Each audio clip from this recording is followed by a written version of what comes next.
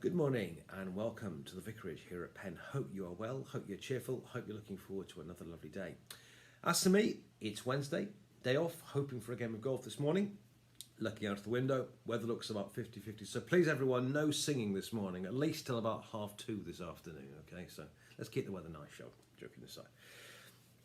To our reading for today. Well, we're picking the story up in Luke's Gospel from yesterday. To remind you what's happened, Jesus has come into Jerusalem for the final time, you might say the big showdown. He arrives in Jerusalem on Palm Sunday, on the donkey, and then as soon as he arrives, he does about two or three things. First, he weeps over Jerusalem and predicts its imminent demise.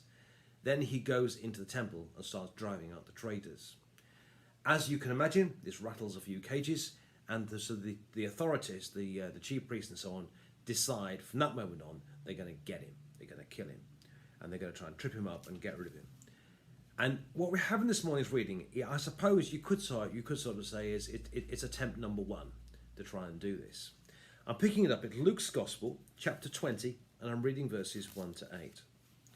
One day, as Jesus was teaching the people in the temple and telling the good news, the chief priests and scribes came with the elders and said to him, "Tell us, by what authority are you doing these things? Who is it who gave you this authority?" He answered them, "I will also ask you the question, and you tell me.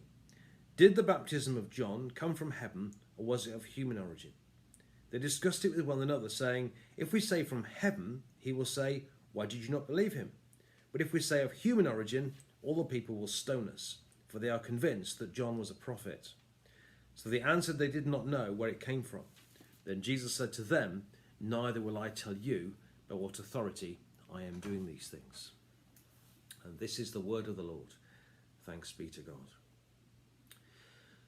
Well, something will happen today, probably when I'm on about the 12th tee or something like that. It's called Prime Minister's Questions. It happens every week, and every party does it.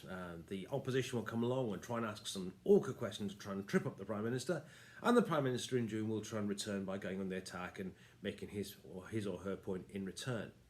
And I'm not being party political, every party does it since Prime Minister's Questions was ever invented. It's a political gunshot, really, and they're all trying to get one over on each other. And on the face of it, if you'd never read this reading before, you might think that Jesus was being a typical politician because he gets asked a question, and then instead of answering the question, he responds by asking a question in return. But although it might look like that on the first place, actually it isn't like that. As I said a few minutes ago, he's arrived in Jerusalem and cages are being rattled. And the chief priests and so on have decided they're going to kill him. And this is attempt number one. So they asked Jesus this question. And I think what you've got to understand is this was not a nice question. They weren't really trying to find out. Jesus could see that they weren't really trying to find out about authority and so on. What these people were really trying to do is they were trying to get him. So they asked him a question that whatever he said, they knew he'd be in trouble. If he said it was by God's authority they do these things, then they would have taken him out, accused him of blasphemy, and stoned him to death. And by the way, Jesus wasn't dodging death. It happened later in the week, just that the time wasn't right yet.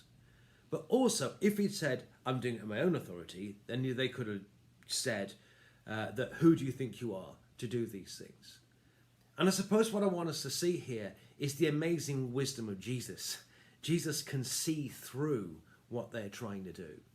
And it's because they weren't really asking, because they didn't really want to know, that Jesus therefore returns a question which actually demonstrates beautifully what they've done. You know, they weren't really asking him, and they sent him a trip. And so to show that he recognized that what they were doing, he asks a question similarly.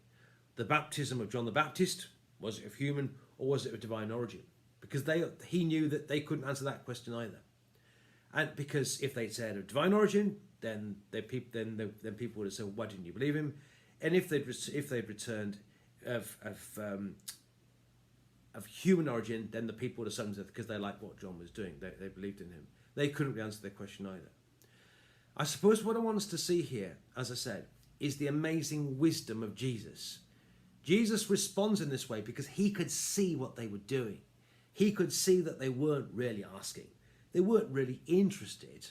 They didn't really want to know. All they were trying to do is trip him up and cause trouble for him and get him.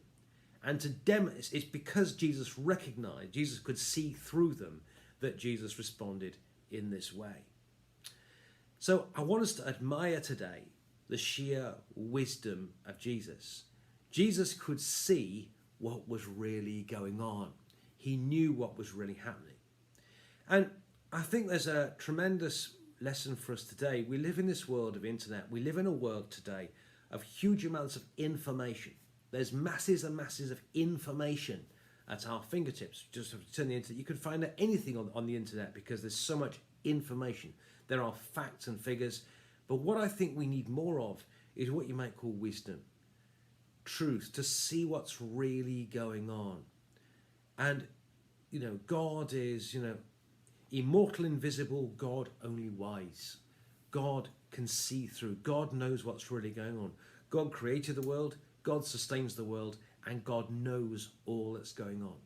Not just the facts and figures, but he can see the wisdom to see what's really, really happening. And as I say, Jesus could see what was really going on. He could see what was the motive and so on behind their question. God is amazingly wise. But I think we should pray today that we as a church and that we as Christians also can be wise too, that we can see the world God's way, that God could show us what's really going on, that we can respond to the things as they actually are, that we too can enjoy God's wisdom.